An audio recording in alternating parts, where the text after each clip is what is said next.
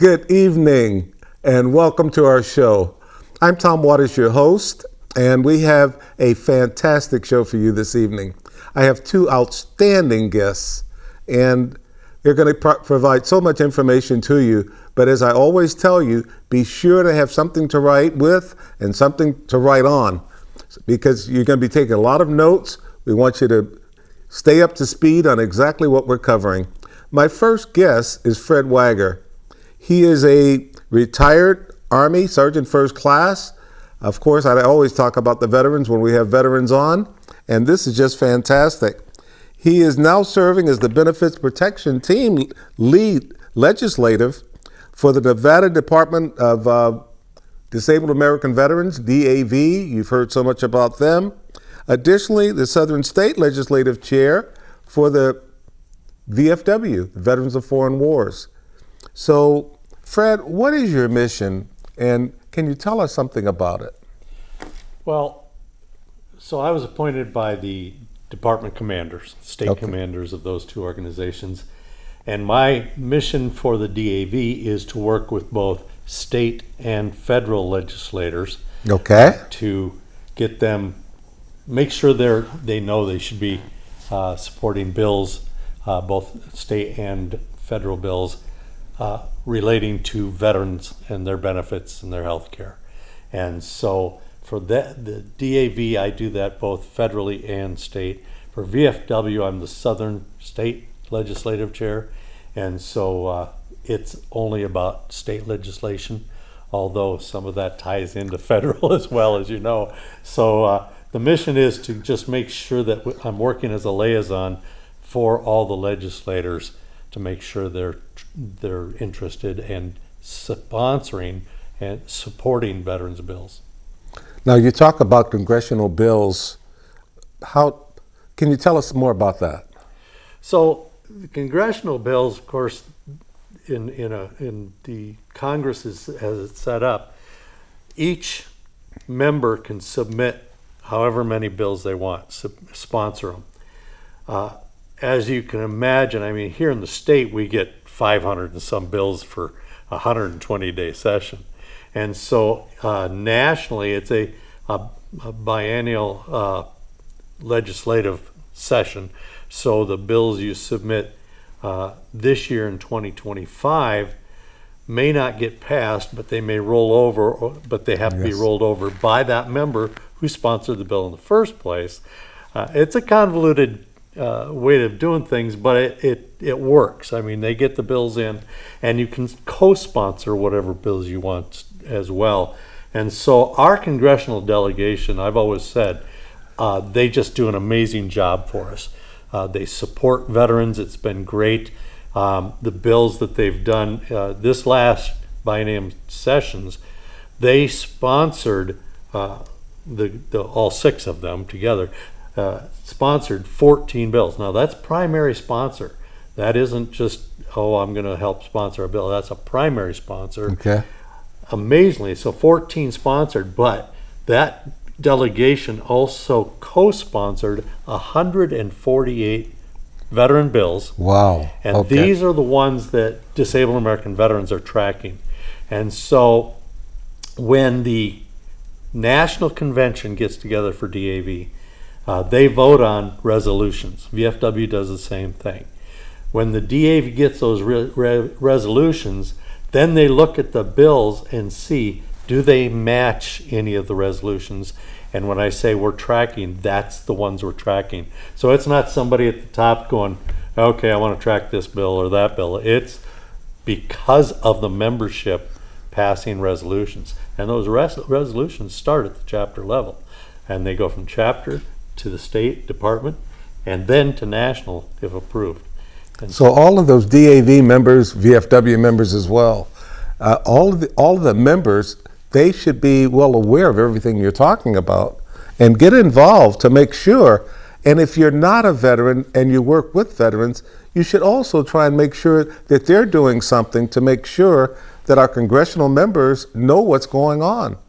Now, Fred, because I'm going to talk about your previous job with Nevada Department of Veteran Services, and you worked for the governor, and so you've had some high level visibility there. Well, I had some visibility. I was deputy director for 5 years. Yes. And I was director for a year and a half. And I was appointed originally by Governor Sisolak. Right. And then reappointed by Governor Lombardo. And I want to thank both of them for giving me a chance to serve. But it was great because you worked for veterans every day. Absolutely. And so I retired in February of last year, so a year ago. And I went to a VFW midwinter, and I said, I don't want any job that pays me that I have to answer to a boss and all that stuff. And I spoke to them. I asked them if I could speak and thanked them for supporting me for 6.5 years. And then introduced the interim director at that time, Lisa Mascio. And so I went ahead and spoke, and I told them that don't give me a job.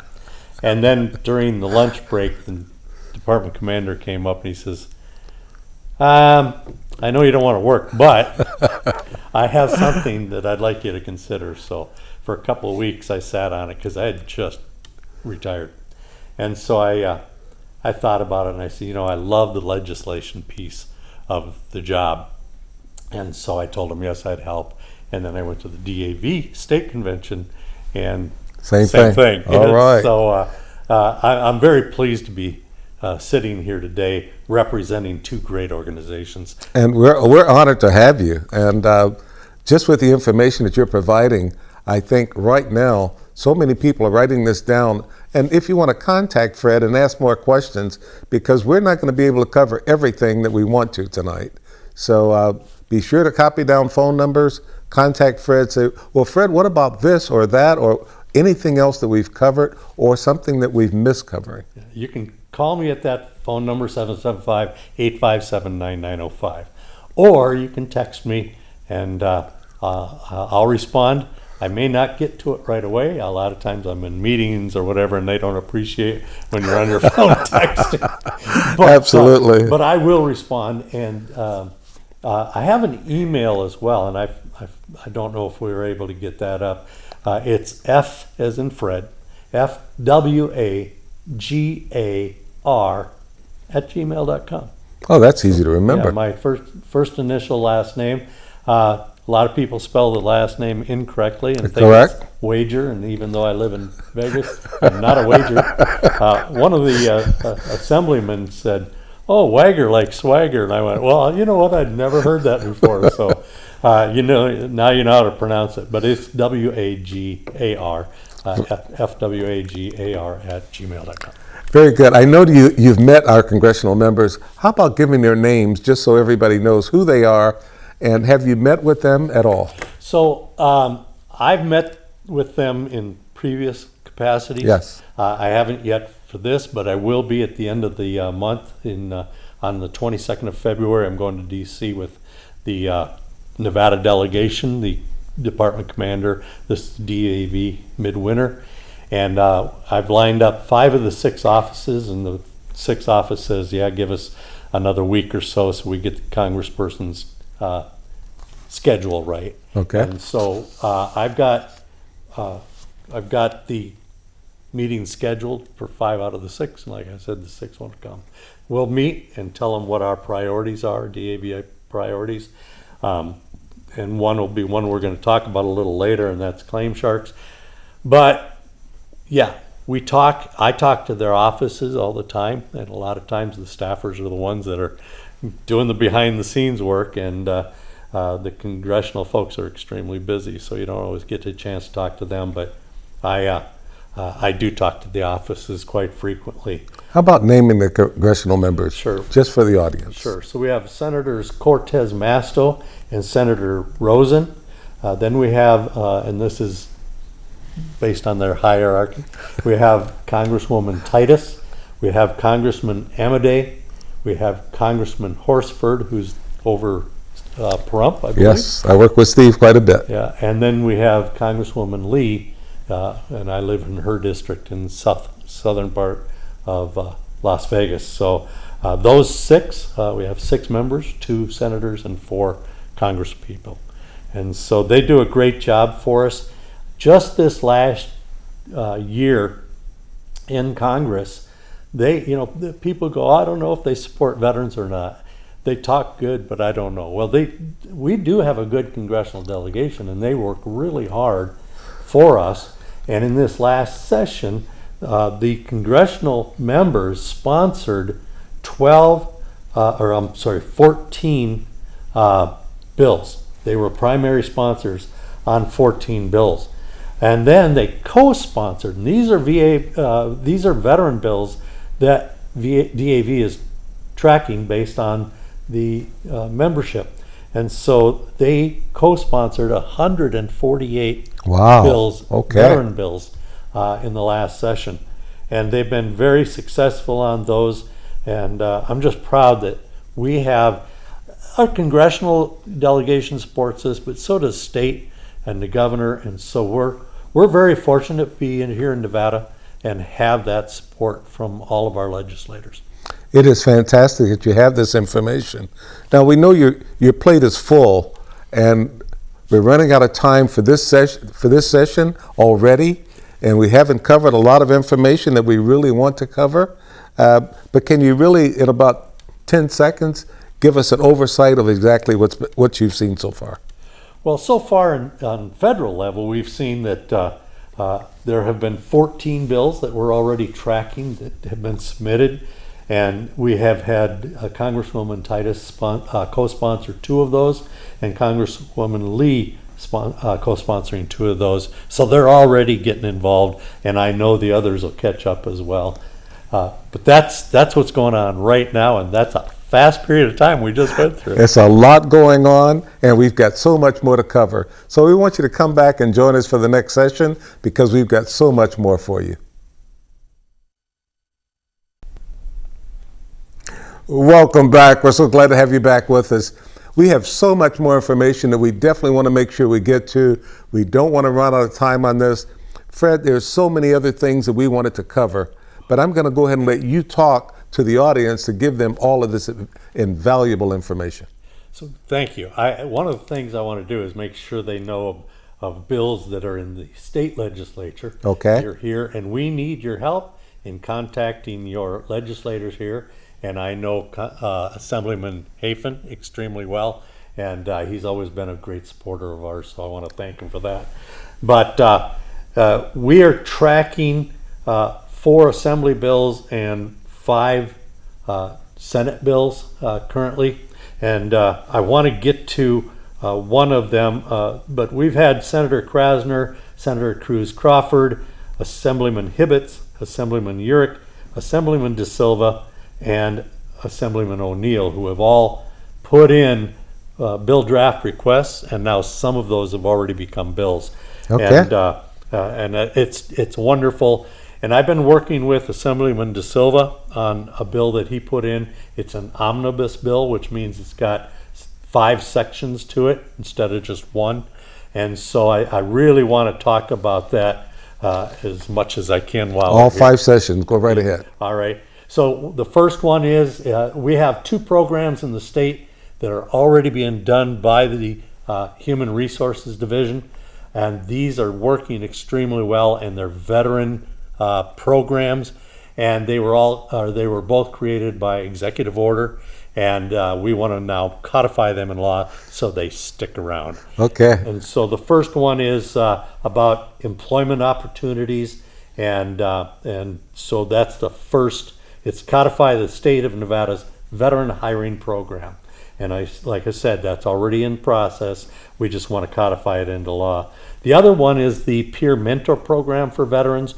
And that's a program, and they meet either once a month or once a quarter. I should have looked that up. However, we want to make sure that sticks around. Okay. It's been working really well. That was executive order, and now in 2019, and it's been working, and we want to make sure that sticks around as well. Now, I know we don't have enough time to go into the process of having the bills go through, and then they have to be signed by the governor to go into law. But at least if you want to know any of those processes, you can contact Fred. Yeah. Go ahead, Fred. Yeah, and he can put my contact information up again while we're doing this. I want people involved. We have to have our veterans and veteran supporters, whether you're a family member, a friend, or just somebody who cares about veterans. There you go. We want everybody involved, and we're going to need your help. The email's on the screen. Please write it down. Feel free to contact me. I will respond. The next third one is the Gold Star family members. And so right now, for free access to state parks and recreation areas, it's Native Americans and disabled veterans. We want to add Gold Star family members Beautiful. to that. Okay. And that should be an easy pass. Yes. There's no cost to that except for maybe the parks lose a little bit of entrance fee. But it's important. They lost loved ones who are serving our country on active duty. And so we want to make sure they are taken care of. The next one has been a big one for a while, but it's going to have a fiscal note that's pretty large, and that's eliminating fees for spousal interment at the Nevada state cemeteries. And so we're not sure how that's going to go, but it was about $400,000 per biennium that is collected from interment of veteran spouses. We want to look at taking that and saying, okay, spouses, you know what, your spouse served in the military honorably. You served right along that person Absolutely. as well. Absolutely. My spouse did. She took care of the home front when I was deployed, and so we are looking at eliminating those fees. The last one I want to talk about is probably the biggest one, and we're getting pushback from already, and that's why we need your help. This is penalize or enforce regulations for unaccredited claims agents charging veterans. Now, we have a lot of folks here in Nevada who will help veterans free of charge. We've got DAV, chapter service officers, VFW post service officers. We have the state and other organizations who provide assistance for free. We have now claim sharks right here in Nevada, and what we're saying from VFW is don't feed the sharks. Yeah. So we have, unfortunately, veterans who have maybe been denied a number of times because they can't get a nexus letter, a letter saying this condition is related to service, and it's a fact. And so what they've done is they've come up with these organizations, and veterans contact them and they say, listen, we're going to help you. You're going to get service connected. They make promises that they shouldn't. Some don't, but some do. And they all charge fees. We have one organization that I got a report from a veteran. He paid $15,000 to get his claim through. And then they sent him to a doctor in their network. And so the doctor said, yep, okay, the wording is what I'm going to say. And he connects that to the service. Now, it isn't based on any science. It's not based on any factual evidence. It's just based on that doctor's note. So then the VA has that and says, oh, we've got a doctor's opinion that, yep, that's related. And they grant service connection or increase the service connection disability. And it's just wrong. And I will tell you this, and this is a fact, it's illegal already. However, it's illegal by VA regulation. You cannot charge. They took out the penalties. So it's kind of like the moms telling their kid, don't do that. Don't do that. And there's never a penalty. That kid's going to keep doing it. Yes. This is the same as these claim sharks. They know that they're not going to get penalized for it. And so VFW National has asked our state, our VFW here in the state, to come up with a bill that will prevent this from happening. And so working with Assemblyman De Silva, we developed this bill to ensure that these folks can't charge anymore. We'll welcome anybody to come to Nevada and help veterans for free. That's fine. Help them out. Help your veterans. But you cannot charge them astronomical fees. Accredited lawyers and accredited claims agents who have gone through the process with the VA can charge a small fee on whatever the veteran gets in arrears. These claim sharks are wanting to do it from the time the person files the claim throughout the life of the veteran, because they'll keep doing it. We've had veterans that have gone back to the VA on their own after they got this through the claim sharks and said, hey, I want to file a claim for an increase. And they do the claim for the increase on their own with the VA, and when they get granted an increase, all of a sudden they get a letter from a claim shark saying, hey, you signed a contract with us and you now owe us money. Yep. And so we have a flyer that's going to be shared with you later. It's called Don't Feed the Sharks, and that's a VFW flyer, and I like it. And it names those claim sharks who are here in Nevada. And I've got more information. If you're interested in that, again, contact me and I'll be happy to send you the flyer. Also recently got a flyer from the VA itself talking about claims predators. And that's exactly what they are. They're predators. They really focus on veterans who maybe are disgruntled with the VA because they didn't get service connected, whatever, and these veterans go to them. Unfortunately, once again, what they're doing is absolutely illegal. It's wrong to make statements that may not be true. Yes. And so the VA flyer that I have talks about what you should not do. And that's never sign a contract with somebody, never pay anybody for money. If you have an accredited person, they're going to have you fill out, and I'm not sure, it's a VA 22, VA Form 22. And that's simply saying, okay, this person is my representative. They can't charge. When VFW and DAV were chartered by Congress, one of the things that states in there that they cannot charge veterans for assisting with claims. These claim sharks claim that we're antiquated. I will tell you, DAV and VFW has some of the best training out there. Yes. And so when these folks say things like that, it just gets under my skin a little bit, Tom. It's irritating because it's unfortunate. So if you're paying this organization, if you're paying a doctor because you have to pay him $1,200 or her $1,200 before they'll give you the opinion. And so that's wrong. And it is being looked at. It was being looked at by the VAIG. As we know, all the IGs, inspector generals, were just recently let go. So we're not sure who's in charge of inspecting these. But it's been unfortunate, and we'll keep fighting the battle. But we have that bill, AB 145, that's in the Government Affairs Committee right now, and it's going to be heard probably within the next, at least within the next 60 days, but maybe within the next 30 days. We want as many people on our email list as possible to contact and show up. When they see hats in the room, and I'm talking the VFW covers or military caps, we want as many of those in the room as possible. So please contact me. We will definitely get you an email, get your email address in there, and we really would appreciate your help. So this is a big one, and we need it done. It's a biggie, and not only that, but when these sharks get the information, they have to send it to the same places that the chapter service officers are sending it. So it's the same format, and all they're doing is taking a lot of money from veterans and their families for nothing.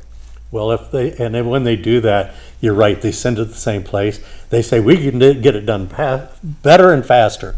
Well, the faster portion is these letters from the doctor. Yes. That's the bad part. With that, Fred, I just want to thank you for being here and talking so much about the legislative process, the things that are going on with our legislators, our congressional members, and so on. Fred is the key to make it happen. Thank you for being here, and join us in our next session. Thank you. Welcome back. We're so glad to have you back with us. I have my second guest, Shelley Pahrump. She's with Living Free, and she's the president. She's organized this, and she's been with us many times. I say many times. This is her fourth visit on the show, and every time she's been on, I've had many people say, I want to know more about what's going on with Living Free. But what is Living Free? What is it all about? Shelley, welcome to the show. Thank you. And tell us something. What is Living Free all about? Well, Living Free at its core is addiction treatment and transitional housing, which means basically sober housing. And that's really where we started. And it is outpatient treatment. We're a 501c3 nonprofit. What we have kind of evolved into also providing is what we call a therapeutic workplace. And the therapeutic workplace is a real business, the Living Free Cafe, the Living Free Gym. These are two entities in which we are able to provide training and work skills and honestly confidence and self-esteem building for people in early recovery, and then paying jobs, and those paying jobs in a clean and sober environment that is nurturing, if you will. No, well, that's fantastic. How did you get started, and where are you now? Now, you mentioned the gym and the cafe. Which started first? How did you get into that, and what's going on with it? Sure. Well, we started, with the treatment first and the housing, and then we had an opportunity in the suite next door. It used to be the Seattle Fish and Chips restaurant, and they were leaving and going back to Washington, and they sold us that space really for a very, very nice price. Okay. And so we started that in April of 2022. And then we were able to get some of the ARPA monies through the county for mental health in 2023. And we started the gym November of 2023. How's the cafeteria going, or the cafe? How is it going? How do you get employees to work there? And tell me more about that. Okay. In many cases, the employees have started as service workers, and that means they're just volunteering their time. But in many cases, people in addiction recovery, especially in early recovery, many have suffered trauma, which I think a lot of people can imagine, and they have problems with confidence and self-esteem, and they just kind of forgot how to work if they had ever learned how to begin with. So in an environment where there's not a lot of pressure, where it's very, very forgiving, and then as they build their confidence from there, we're able to put them into a paying job, whether it's a server or a cook, prep, that sort of thing, even just dishwashing, for money. But it's really it's an amazing. I kind of get stunned when I think about how successful it is, because they work as a team. Everyone works as a team. Anyone new who comes in, the existing employees rally around, and it's just it's a sight to see. I'm going to be going there for lunch pretty soon. I've been there before, and I know how courteous they are, how nice they are. It just seems that you've got professional people there. How do you get them to that level? I think it's a lot of coaching, but I think that they have innate skills that just need to be brought out. Okay. Probably the most important thing in the businesses that I've started Living Free and the cafe and the gym from scratch is a sense of teamwork and camaraderie, autonomy that I give to people, and then they bring to the table, if you will. It was a pun, I guess, but they bring a sense of it's a mission for them. It's not just, as one of them told me once, working for some guy who gets rich and is driving a Ferrari, but that they feel a higher calling in a way to help others as well as earn for their families. So, and then they also are very focused on our community. We have a lot of retirees, a lot of people who like to eat out, and it's very important to provide a consistent price, very value price pointed food. I think it's fantastic. Now, although I've been to the cafe several times, I have not been to the gym. So tell me more about the gym, and tell our audience more about the gym. The gym, well, we started, it's just a regular gym. It is at 301 Oxbow Avenue, right in the center of Pahrump, and it's open 7 days a week, Monday through Friday, 4:30 a.m. to 8 p.m. and on the weekends, 7 a.m. to 6 p.m. Okay. We employ a number of people there who are also in recovery. And I should say that at the cafe and in the gym, not everybody is in recovery who works there, but many are. And the gym has all of the cardio equipment that you'd want, all of the weight training, all of the selectorized pin place equipment, plate loaded equipment, functional training, fitness training.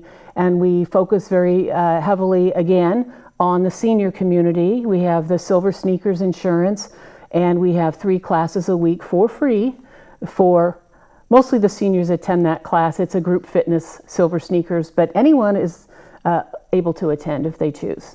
Is it membership, or how do you join the gym?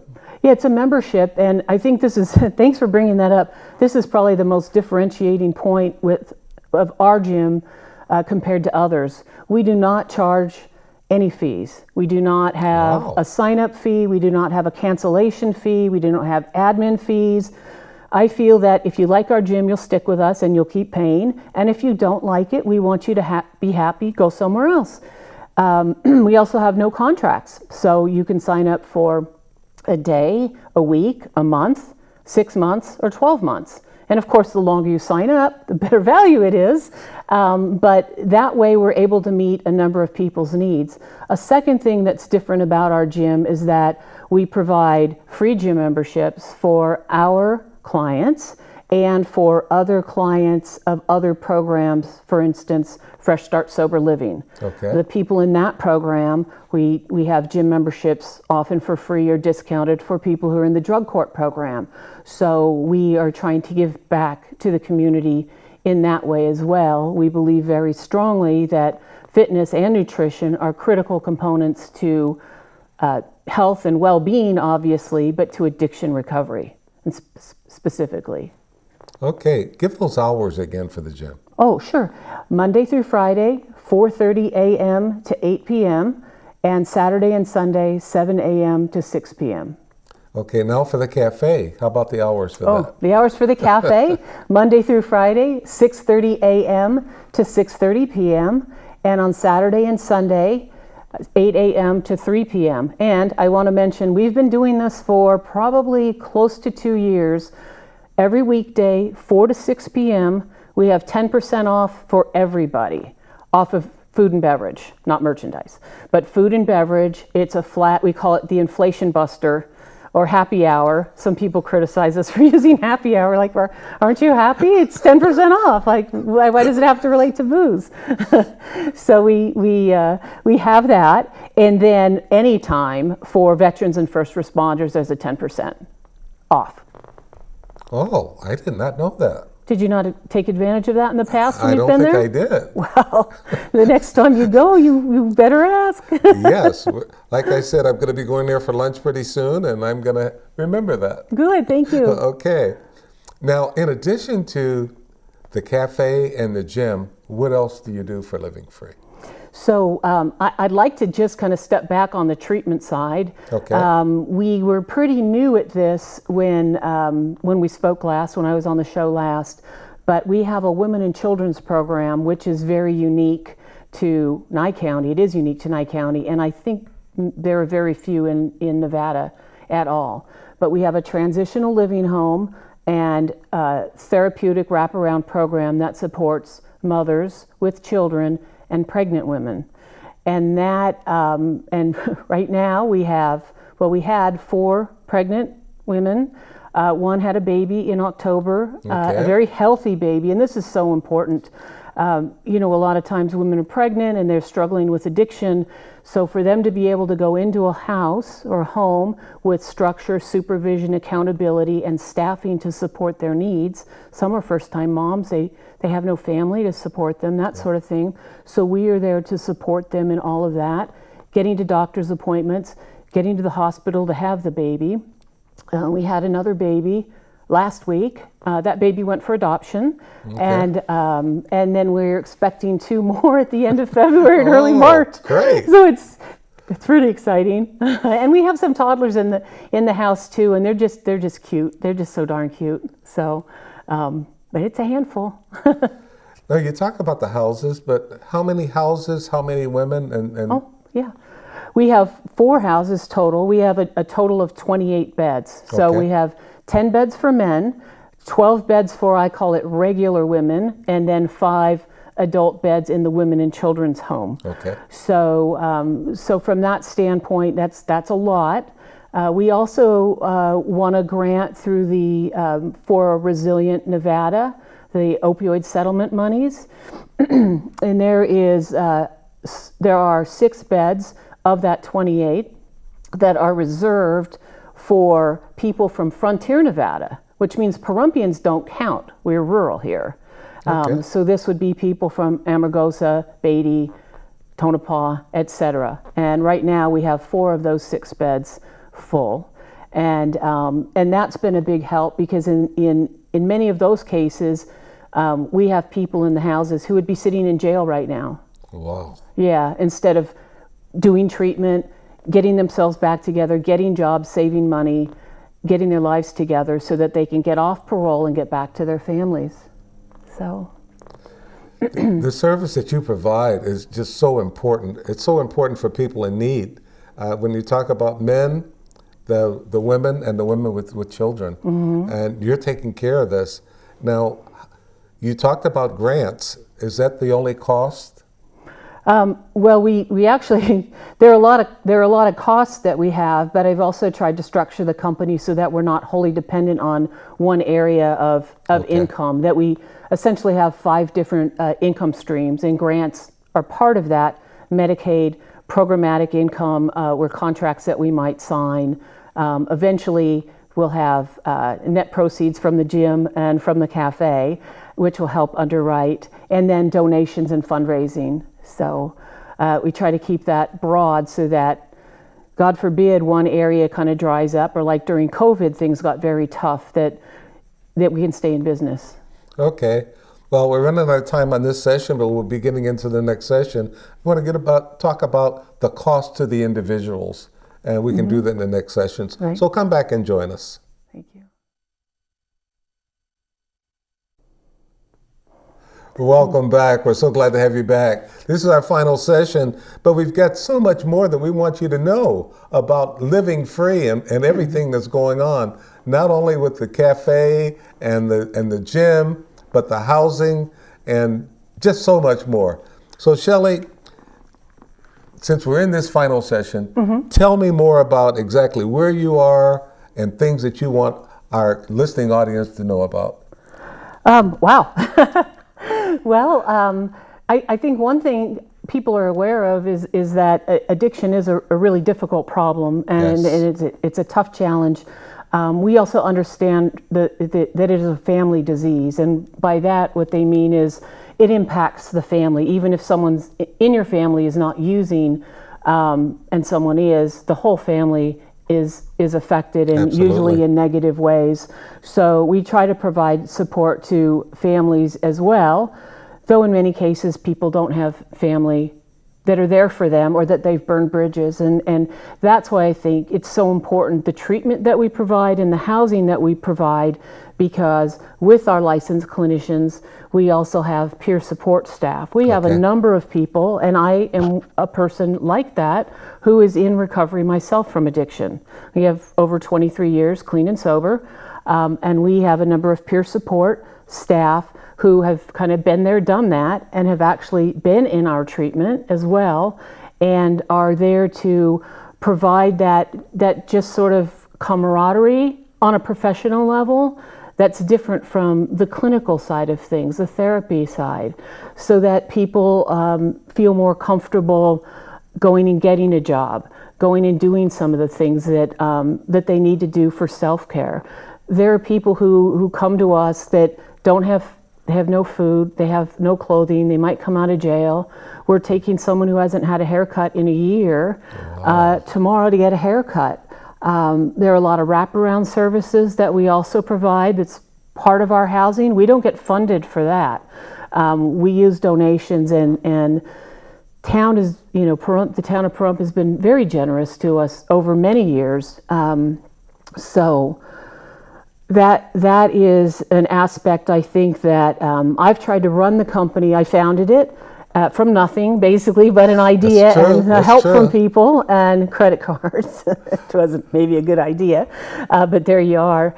But from that perspective, I've tried to run it. It is a 501c3 nonprofit, but run in an entrepreneurial way so that we don't have to have a meeting and sign a bunch of papers and get permission to go to Walmart and get people clothes to go interview at a job or get them new underwear or go get a haircut. We can make a lot of decisions on the fly as needed and be flexible to really meet the needs of people in real time. And I think that's critical. You know, I asked earlier about what is the cost to the individuals when they come into your program? Oh, what would they pay? Yes. Basically zero. Okay. Okay, and so here's how that works. Most people who have problems with addiction are financially destitute because their addiction has taken all their money and their job. So they are on Medicaid. So generally Medicaid pays for treatment. And then we have been successful in winning grants for the housing. Okay. And for all of the women's services. And as I mentioned before, housing for the Frontier program as well. So for the most part, and I struggled with that at first because I feel that people should have skin in the game, especially with the housing. Yeah. It helps with self-respect and dignity and those kinds of things, anything, just some amount. But we do not charge anything, and of course we're not allowed to because we have the grant. But since we hit this rampant inflation over the last however many years it's been, with housing costs increasing, I see it as a blessing that they don't have to pay because we're encouraging them, coaching them very strongly in saving money. You're going to need $1,500 to $2,000 to get an apartment and your utilities and all of that. So from that standpoint, I think we've been both smart and lucky. I think you need both. Yes. So, yeah. Now, because of that, you're not charging, and yet you're providing an invaluable service. You've got to raise funds somehow. Is there a fundraiser or something else that you're trying to do something to raise funds? We do. We have a number of people who, I'll start first, that donate monthly. Okay. So it's just an automatic payment. You could go on our website, livingfreehealth.org, click the donate button, and there's an option to just to donate regularly. Okay. Okay. We have a woman who I used to work with. Since 2016, she's been donating. So, and a couple of other people regularly every single month. So let's push that. For everybody that's watching the program, whether you're in Clark County, in Nye County, wherever you are watching the show, Living Free can use donations. And Shelley just explained exactly how you can do it. You can go to the livingfreehealth.org? Yes, livingfreehealth.org. And there's a donate button right up near the top, I guess depending on your device, but the top right, and click donate, and you can donate through PayPal. You can set up a regular contribution. We have our fundraiser that's coming up on March 8th. That's our third annual Art for Recovery fundraiser. Okay. And we'll raise money from selling tickets to the dinner and auction, and then of course from the auction and some of the other activities that go along with that, like the 50-50 raffle and that sort of thing. So the other side of this too is that we have St. Martin's in the Desert Church has been contributing to us for many years, money each month, and goods and not services, I misspoke, but goods. They'll bring toilet paper, cleaning supplies, that sort of thing. Okay. The Seroptimists had donated, and like from the very beginning when there was no money, nothing, they supported the houses incredibly. Every month they brought a lot of laundry soap, paper towels, toilet paper, detergent, etc. So those are the kinds of things that are very, very helpful to us. Cash is always very important too, and that relates to being able to be flexible. Somebody needs no slip shoes for a job that they just got, and we don't have that in our donation pool. And then a number of the wraparound services that we provide, again, that are not covered by a grant. With the Women's Services Program, we've come up with these ourselves. These are outside of what the evidence-based program is. We added on a nutrition class weekly. Okay. We buy the food for that. We added on an infant care class because we have all these babies coming. Like, what are you supposed to do with a baby? So, and people don't know. I'm probably one of them. So we want to make sure that everybody's safe, that they're learning to the best of their ability, and then we have a we call it parent-child interactive class. It's more in the spring and the summer where the weather's better, but it involves no devices. So you must do art or exercise or that sort of thing. And then we have parenting classes too, and we have a woman who taught parenting for many, many years, again from St. Martin's, and she has taught our parenting classes. So we've really been blessed by the community. I was going to say that. Yes.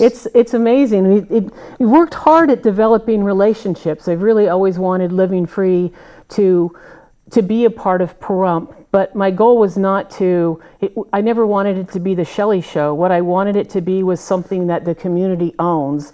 And I think that perspective has worked in that we have people who feel, and they are very much so, contributing. This year, for instance, for our fundraiser, the Arts Collective of Nye County has donated, and I don't know, I think it's about 15 pieces of art, maybe 20. I haven't counted it recently. They keep bringing stuff. they kind of can't keep track of it. Okay. And we had a woman from the Shadow Mountain Quilters. They've donated quilts to us every year for the children and the babies. And a member of their group yesterday brought in a 68-inch by 80-inch quilt for us, which we're going to auction at the fundraiser as well. And that, again, is March 8th at 5 p.m. at the Nugget. And I have a lot of things on Facebook. So if people are Facebook people, they can find all of this information under Living Free Health. And you can also go to www.livingfreehealth.org/art. And that is where the tickets are available. Table sponsorships. We're still looking for more sponsors. If you have a business or you just, your family trust or your family, what have you, we would love to have you in our program. We'd love to have you seated up near the front. We have a number of people who will be speaking at that event who are graduates of our program, who started out in intensive outpatient, went to outpatient, were in the housing, and all four of the five who are speaking are employed by Living Free. Our fifth speaker, Joelle Bolton, her husband was on our board of directors and was a volunteer, and he unexpectedly passed away in December. Joelle is going to speak to his love for Living Free and also to the family disease of addiction, which I had mentioned earlier. Keith was very open about his being in recovery as well. So it's a big show for March 8th. This is fantastic. Again, March 8th at the Nugget, and everything is going to be to support Living Free and all the things that Living Free is doing in our community. We're just so thankful for Shelley, everything she's done. Again, she's the one who started this. Way back when I started my show back in 2015, we were talking to Shelley and trying to get things going. And she's got it going, and that's what it's all about. So, Shelley, in our closing moments, is there anything else you'd like to share with our audience? Well, I appreciate everything that you've done for us, for Living Free, and for me. I appreciate everything that the community has done.